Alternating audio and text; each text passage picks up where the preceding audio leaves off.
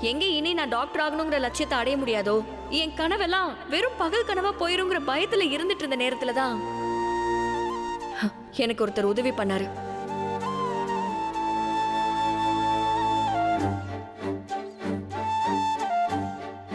என் விருப்பத்தை காது கொடுத்து கேட்டாரு. தன்னோட குடும்ப எதிர்ப்புகளையும் மீறி யாருக்கும் தெரியாம என்ன படிக்க வைக்க சம்மதம் சொன்னாரு.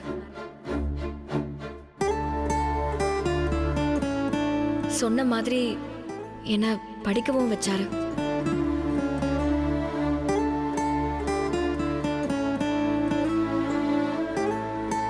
அவர் கொடுத்த ஊக்கத்துலதான் டாக்டர் சொன்ன மாதிரி 12ஆம் கிளாஸ்லயும் சரி, என்ட்ரன்ஸ் எக்ஸாம்லயும் சரி நான் நல்ல மார்க் வாங்கினேன். மெடிக்கல் காலேஜ்லயும் சேர்ந்தேன். மருத்துவ படிப்புங்கிற என்னோட கனவை நிஜமாக்க